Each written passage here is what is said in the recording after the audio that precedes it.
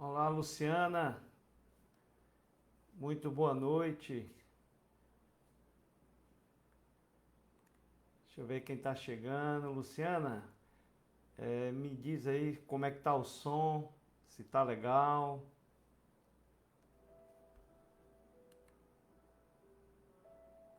Boa noite, Sandra do Monte. Alguém pode me informar como é que tá o som?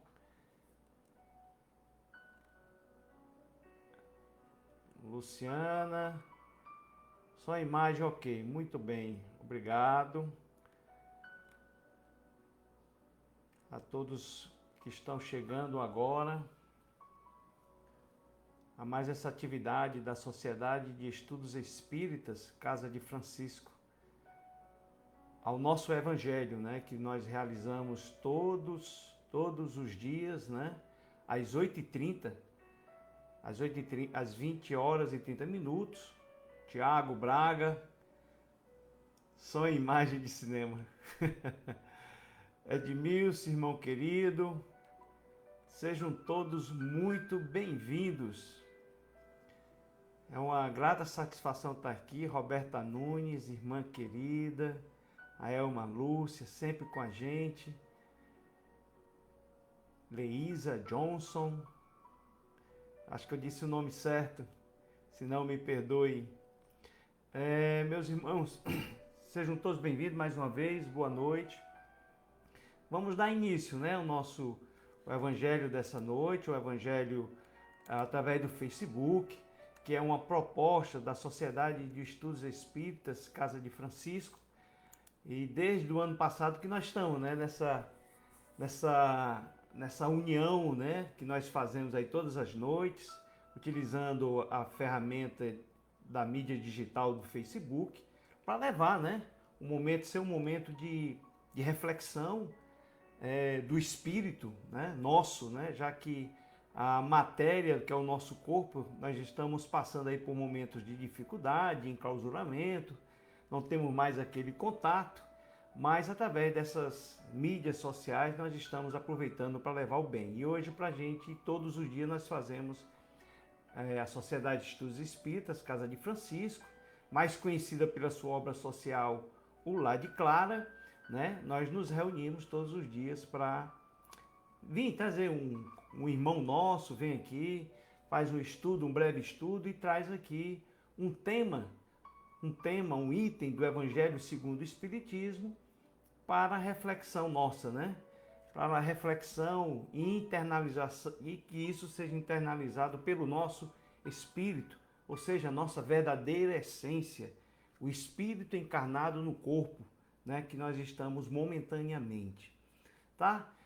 Primeiramente, vamos pedir a Deus a autorização para iniciar esse Evangelho, para que Ele autorize aos bons espíritos nos arrodearem e nos intuírem aqui nas melhores reflexões, e vocês aí que estão do outro lado, a também serem tocados, porque nós estamos rodeados de bons espíritos também, sim, e eles vão nos intuir, né? Nas palavras que serão ditas aqui, saídas por mim, mas serão interpretadas por cada um, porque nós temos o livre-arbítrio, né?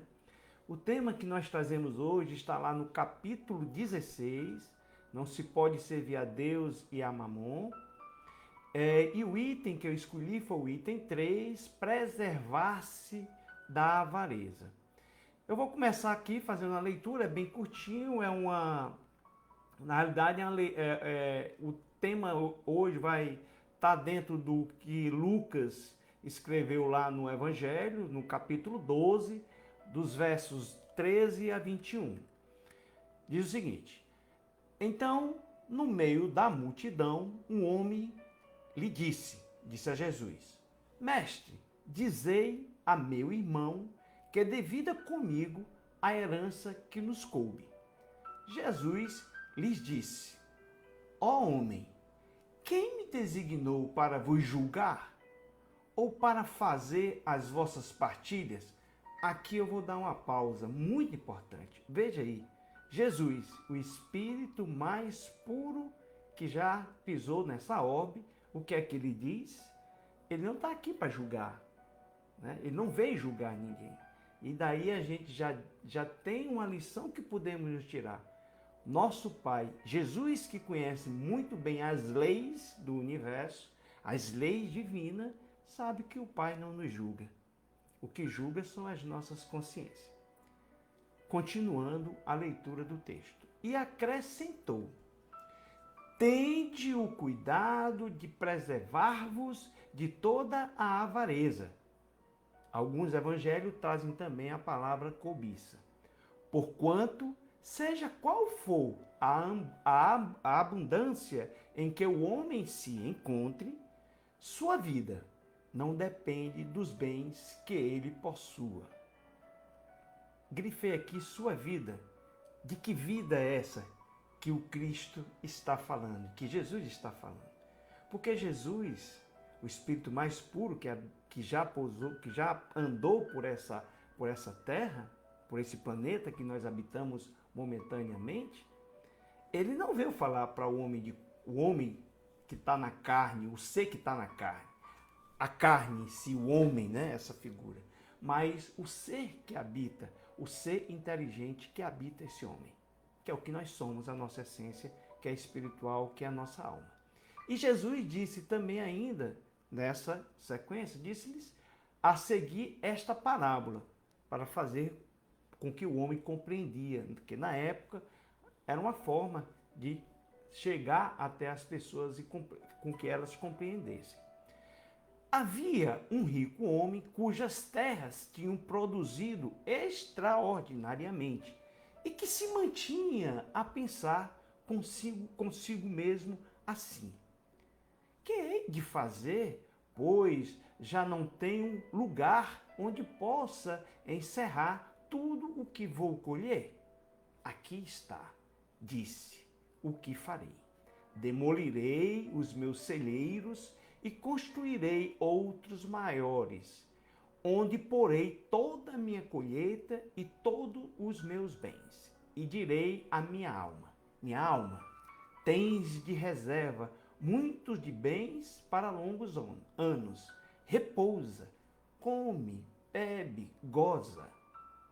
Mas Deus, ao mesmo tempo, disse ao homem: que insensato és! Esta noite mesmo tomar-te-ão a alma, para que servirá o que acumulaste? É o que acontece àquele que acumula tesouros para si próprio e que não é rico diante de Deus. Esse texto ele fala, como disse no primeiro título, da avareza. Mas para a gente compreender o que é a avareza, né? A avareza é aquela qualidade ou característica de quem é um ser avarento, né? De quem tem apego excessivo ao dinheiro, às riquezas. Leia-se, apego excessivo à matéria. Por extensão, a avareza também pode significar o quê? Falta de magnanimidade, de generosidade, mesquinharia, mesquinhez, suvinice, né? Só para a gente entender isso, o avarento ele tem de sobra, né? E foi que foi dito aqui nessa passagem, né? O homem ele tinha de sobra e não tendo que poderia ele ter, né, dividido, ele pegou e escondeu. Ele quis, se preocupou só com ele, de forma egoísta, né? Mas por que isso também?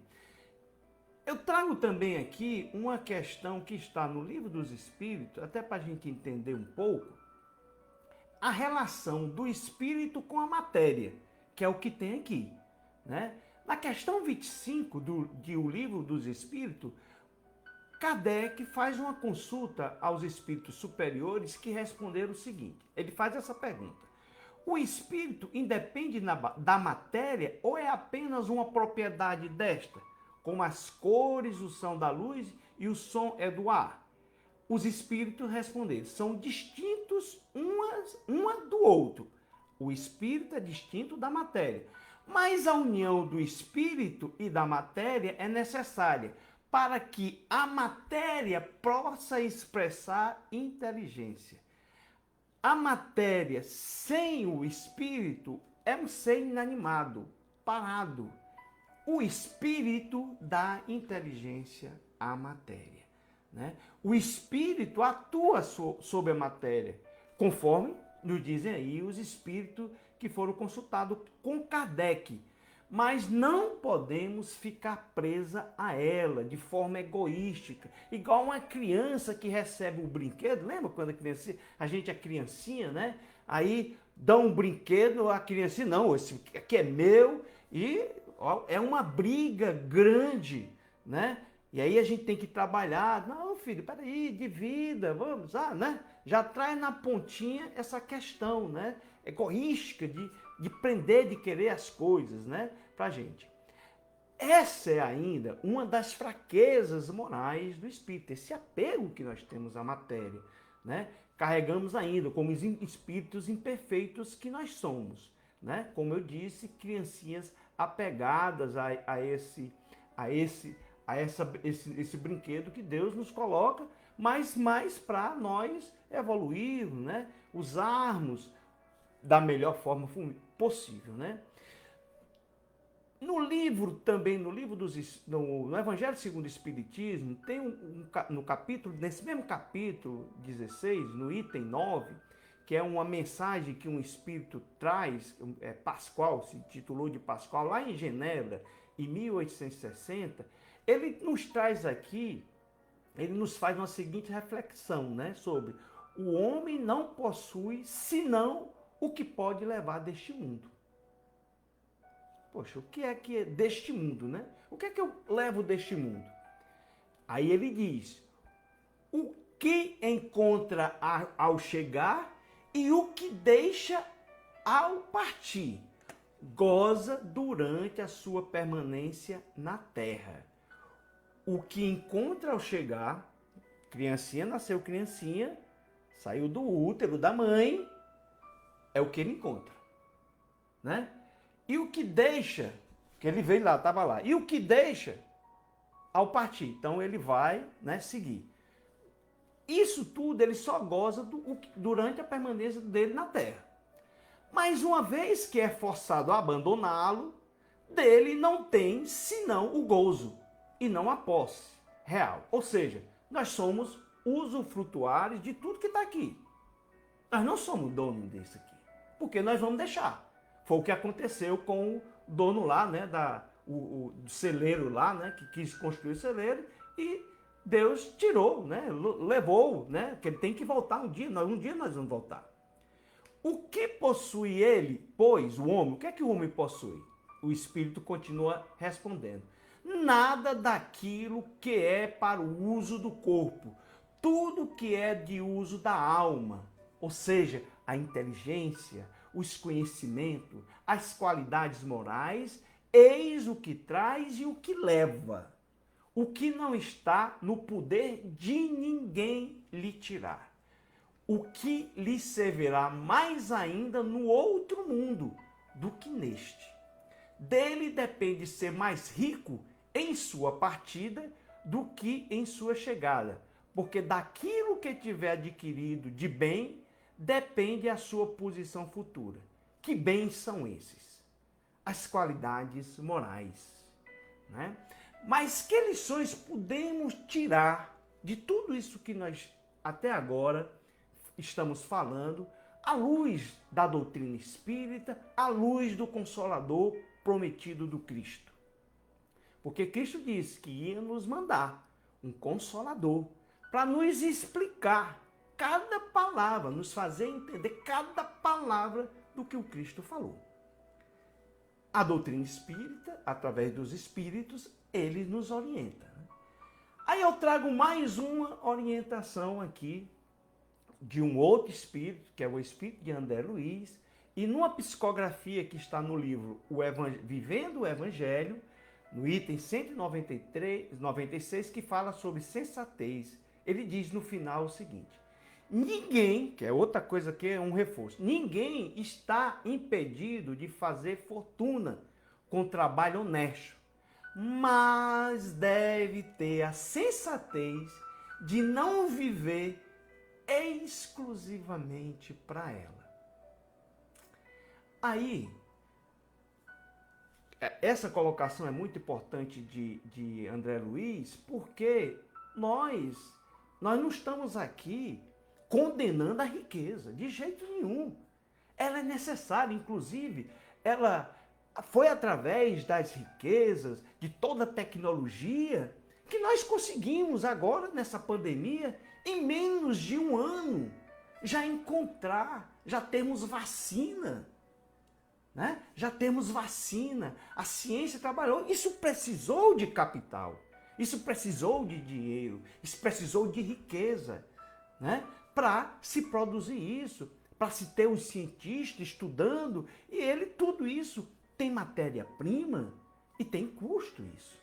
Tá? Então a riqueza, ela não é o mal em si, mas nós que fazemos a utilização equivocada da riqueza. E aí a gente fala somente aqui em riquezas materiais, tal. Mas vamos pensar em outra coisa. Será que nós não somos avarentos também com o tempo? Com o tempo que nós temos, direcionando exclusivamente a nós mesmos? Que tal dedicarmos um momento para orar aos nossos irmãos que sofrem, por exemplo? Esquecer um pouquinho da gente e pensar no que está sofrendo nos hospitais. Pensar pelas almas que desencarnaram motivado por essa doença. E até pensando também materialmente, uma roupa que sobra no seu guarda-roupa, que está somente ornamentando o seu guarda-roupa. Que tal vestir um irmão que passa frio na rua, por exemplo? Podemos estar sendo avarentos também nisso daí. Então, queridos, era isso. Era isso que eu queria compartilhar com vocês hoje. Nosso tempo já terminou. Quis trazer essas reflexões para vocês, tá? Que a gente se vigie, né? Pois nós podemos estar sendo avarentos em outras questões. Fiquem todos com Deus, aproveitem aqui. Quem se lembrou de colocar um copo com água para fluidificar, para ser fluidificada pelos bons espíritos que nos acompanham, pode ter certeza que a partir desse momento eles estão fluidificando essa água. E que ela sirva para energizar o espírito, essa alma que habita, esse ser inteligente que habita cada corpo dos meus irmãos que estão nos escutando agora. Paz e bem a todos, um excelente resto de semana com Jesus e vamos confiar nele, porque Jesus veio nos trazer a boa nova do Evangelho, mas para ser praticado com atitude, com ação. Paz e bem a todos, uma boa noite.